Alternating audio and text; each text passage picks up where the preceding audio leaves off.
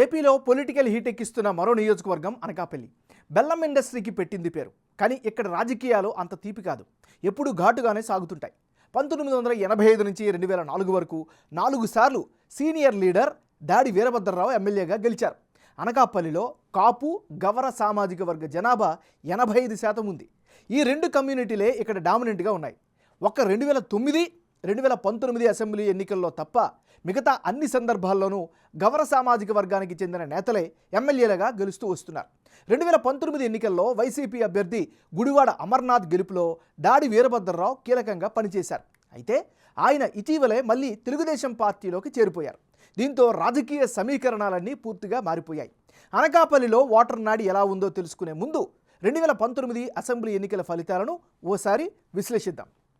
2019 ఎన్నికల్లో గుడివాడ అమర్నాథ్ వర్సెస్ పీలా గోవింద సత్యనారాయణ, వీరిద్దరి మధ్యనే ప్రధానంగా పోటీ జరిగింది. ఆ ఎన్నికల్లో వైసీపీకి 46%, తెలుగుదేశం పార్టీకి 41%, ఇతరులకు 13% ఓట్లు లభించాయి. 2019 ఎన్నికల్లో వైసీపీ అభ్యర్థి గుడివాడ అమర్నాథ్ అనకాపల్లిలో ఘన విజయం సాధించారు. 46% ఓట్లు సాధించుకోగలిగారు. అదే సమయంలో టీడీపీ నుంచి పోటీ చేసిన పీలా గోవింద సత్యనారాయణ 41% ఓట్లు రాబట్టారు. అయితే అమర్నాథ్ విజయానికి జగన్ వేవుతో పాటే చాలా ఫ్యాక్టర్స్ పనిచేశాయి. 2014లో వైసీపీ అభ్యర్థిగా పోటీ చేసిన కొనతల రఘునాథ్ టిక్కెట్ రాకపోయినా వైసీపీ అభ్యర్థికి అనుకూలంగా పనిచేశారు. అదే సమయంలో 2014లో టీడీపీకి రిజైన్ చేసి వైసీపీలో చేరిన దాడి వీరభద్రరావు సపోర్ట్ కూడా చాలా వరకు కలిసి వచ్చింది. దీంతో కాపు సామాజిక వర్గంతో పాటే గవర కమ్యూనిటీ ఓట్లు కూడా వైసీపీకే దక్కాయి. దీంతో గెలుపు ఈజీ అయింది. కానీ ఈసారి వైసీపీ అభ్యర్థి మారిపోయారు. గత ఎన్నికల్లో సపోర్ట్ ఇచ్చిన దాడి వీరభద్రరావు తిరిగి టీడీపీ గూటికి చేరుకున్నారు. దీంతో అనకాపల్లి రాజకీయం అంతా ఒక్కసారిగా మారిపోయింది. మరి ఈసారి ఎన్నికల్లో అనకాపల్లి సెగ్మెంట్లో రాజకీయం ఎలా ఉండబోతుందో big TV exclusive detailed election సర్వేలో వెల్లడైన అభిప్రాయాలను ఇప్పుడు పరిశీలిద్దాం. అభ్యర్థుల వారీగా ఎవరి బలాలు బలహీనతలేంటో పరిశీలిద్దాం. ముందుగా మలసాల భరత్ కుమార్, వైఎస్ఆర్ కాంగ్రెస్ పార్టీకి చెందినటువంటి నాయకుడు. ఈయనకి ఈసారి కలిసి వచ్చే అంశాలేంటి? ప్రజల్లో యువనేతగా మంచి గుర్తింపునైతే సంపాదించుకున్నాడు. సో ఇది కలిసి వచ్చే ఫ్యాక్టర్. తల్లి ధనమ్మ రాజకీయ వారసత్వం కూడా కలిసి వస్తుంది అనేటువంటి ఒక అభిప్రాయం కూడా కనిపిస్తోంది. ఇది భరత్కి సంబంధించినటువంటి పాజిటివ్ ఫ్యాక్టర్స్. మరి మలసాల భరత్ కుమార్కు మైనస్ పాయింట్స్ ఏంటో కనుక పరిశీలిస్తే అనకాపల్లికి కొత్తగా ఇన్ఛార్జ్గా వచ్చాడు. సో ఇన్ఎక్స్పీరియన్స్ అక్కడ కనిపిస్తూ ఉంటుంది, ఇది మైనస్. ఇక క్యాడర్ కలిసి వస్తుందా అనే డౌట్ సొంత పార్టీలోనే వ్యక్తమవుతుంది. ఇక తుమ్మపాల షుగర్ ఫ్యాక్టరీ రీఓపెన్ కాకపోవడం, అనకాపల్లిలో ఏర్పాటవ్వాల్సిన మెడికల్ కాలేజీ నర్సీపట్నం తరలి వెళ్ళిపోవడంతో జనంలో అయితే ఈ అంశాల పట్ల అసంతృప్తతే కనిపిస్తుంది. ఏదేమైనా ఇది ఈయనకి సంబంధించినటువంటి ప్లస్లు మైనస్లు. తెలుగుదేశం పార్టీకి చెందినటువంటి నాయకుడు పీలా గోవింద సత్యనారాయణ. మరి పీలా గోవింద సత్యనారాయణకి ఈసారి కలిసి వచ్చేటువంటి అంశాలు ఏమిటి? అనకాపల్లిలో అందరూ గుర్తుపట్టేటటువంటి స్థానిక నాయకుడు, ఇది ఖచ్చితంగా కలిసి వచ్చే ఫ్యాక్టర్.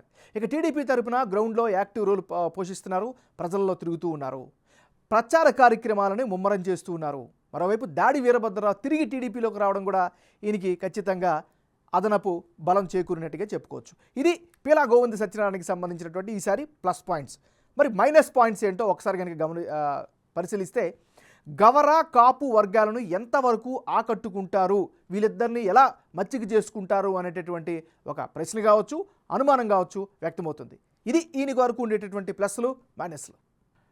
అనకాపల్లిలో ఈసారి కులాల వారీగా రాజకీయం ఎలా ఉండబోతుంది, కులాల సపోర్ట్ ఎలా ఉందో ఒకసారి కనుక పరిశీలిస్తే ఈ నియోజకవర్గంలో కాపులు 50% ఉంటే గవర కమ్యూనిటీ 35%.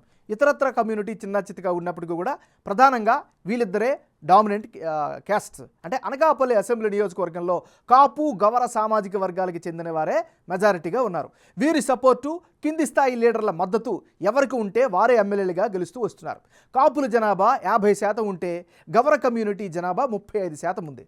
కాపుల్లో 40% మంది వైఎస్ఆర్సీపీకి, 55% తెలుగుదేశం జనసేన ఉమ్మడి అభ్యర్థికి, 5% ఇతరులకు మద్దతు ఇస్తామని బిగ్ టీవీ సర్వేలో తమ అభిప్రాయంగా చెప్పారు.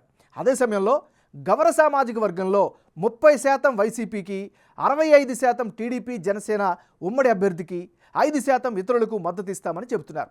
కొనతల రఘునాథు, బీరిశెట్టి వెంకట సత్యవతి వంటి వైసీపీ నేతలు గౌర వర్గానికి చెందిన వారు కావడంతో ఓటు బ్యాంకును ఎంతవరకు రిఫ్లెక్ట్ చేస్తున్నారు అన్నది కీలకంగా మారింది. అదే సమయంలో గౌర కమ్యూనిటీ ఓటర్ల సంప్రదాయంగా టీడీపీకి మద్దతు ఇస్తూ వస్తున్నారు. ఇప్పుడు దాడి వీరభద్రరావు కూడా తెలుగుదేశం పార్టీలో చేరడంతో మరింతగా ఓట్లు రాబట్టుకునే అవకాశాలున్నాయని బిగ్ టీవీ ఎలక్షన్ సర్వేలో తేలింది. ఇక వచ్చే ఎన్నికల్లో అనకాపల్లి నియోజకవర్గంలో ఎవరెవరు బరిలో ఉంటే ఫలితాలు ఏ విధంగా వచ్చే అవకాశం ఉందో ఒకసారి పరిశీలిద్దాం. మలసాల భరత్ వర్సెస్ పీలా గోవింద సత్యనారాయణ, వీళ్ళిద్దరూ గనక వైసీపీ వర్సెస్ తెలుగుదేశం ఉమ్మడి అభ్యర్థిగా బరిలో దిగితే ఆ పక్షంలో వైసీపీకి 41% ఓటు షేర్ వచ్చే అవకాశాలు కనిపిస్తున్నాయి.